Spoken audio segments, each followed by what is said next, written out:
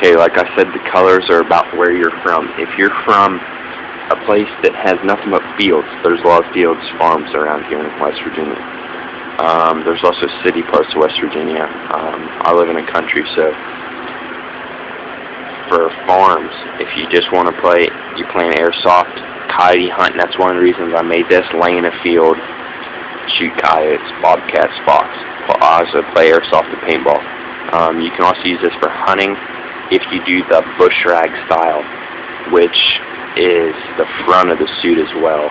I didn't feel like doing that because I'll just buy 3D camo, or actually I'll have some. So if you want a field, you know, you do this, a little bit of green for if there's any living grass. If you're in a really grassy field, greens, a little bit of this, maybe a hint of brown in case there's any dead grass, maybe a couple blacks. What you're going to do is, because this alone is very ineffective. Well, I say ineffective because this, yes, it masks the shape of your body, it does what it's supposed to do, but it will not camouflage you.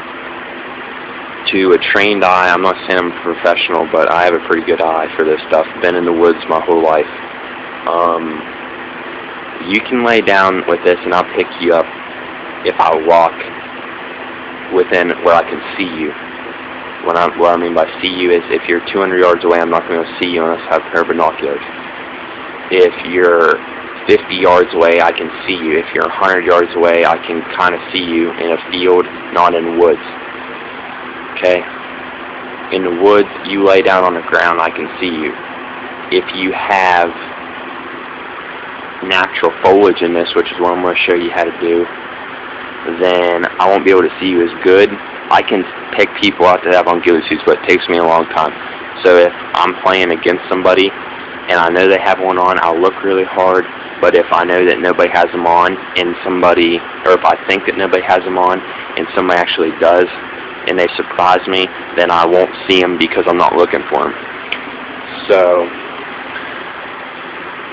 what you do is you take your, I just use an old t-shirt, cut it in about 1/2 inch wide strips, cut about 5 inch strips. What you do is I haven't done this yet, you loop it through the netting, like one on each shoulder, one down here, one here, and then one in the middle of your back. Actually 2. You want one here and here. So you got about, and then one on the front of each of your shoulders. My ghillie suit goes in front. If you don't, like if I put it on, it hangs down to about the middle of my bicep. It also goes about down almost to my elbows. So what you do is you take 2 of them. You want to put one here and then one here, tie them into the netting.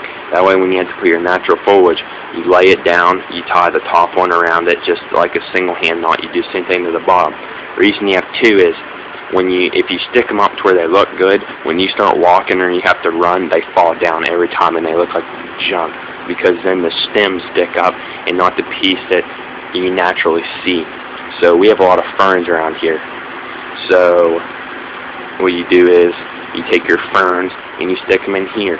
Then down here you take probably 6 ferns, you put 3 facing one way, flip the other ones around like this, tie them in the middle, right here and here, and then tie one down here like this. And when you're laying down, you can barely see you if you're in a fern thing. You do the same thing to the pants, same thing to the hat. The hat is the most important part to camouflage because that's the part you stick up, you silhouette the hat when you look up. So what you do is, for the hat, you want, which I don't know if I went over how I made the hat. If I didn't, then I'm going to go over it again. I glued everything on, then for the drape, I don't know if you can even see that, yeah, I zip tied and tied it on with, or sewed it on with dental floss, and then I got tired of sewing, so I just started zip tying. Now I had to take spray paint that, but,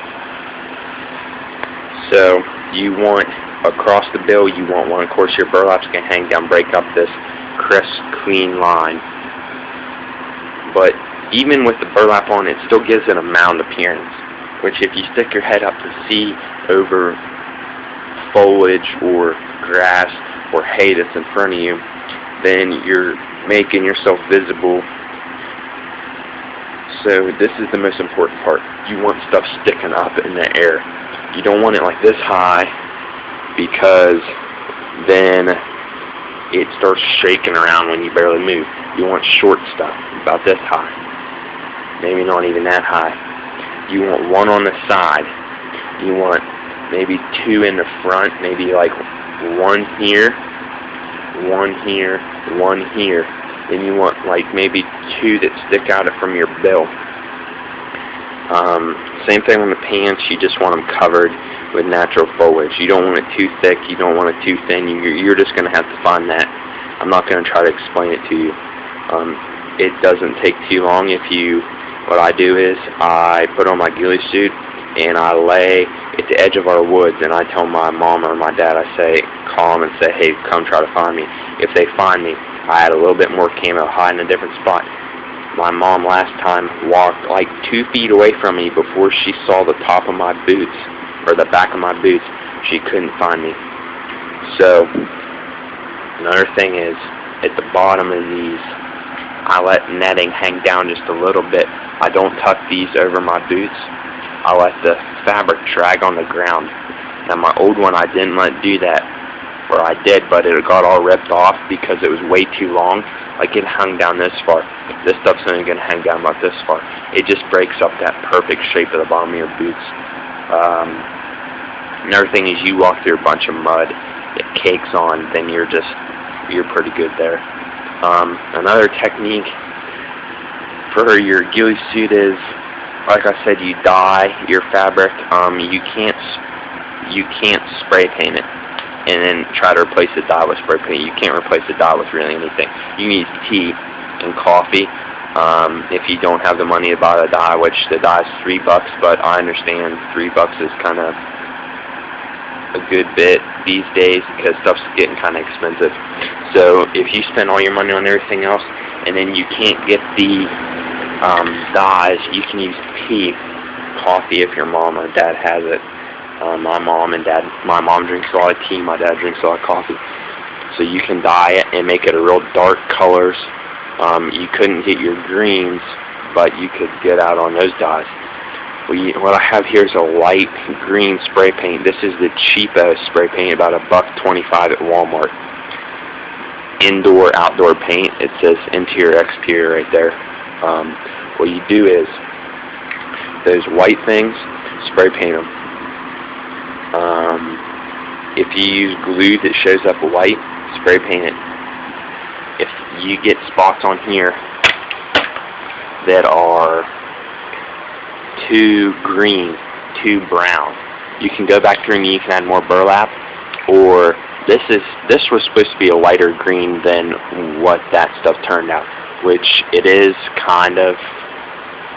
Actually, it almost looks a little bit darker. It's just because the light, my phone sucks, so that's why.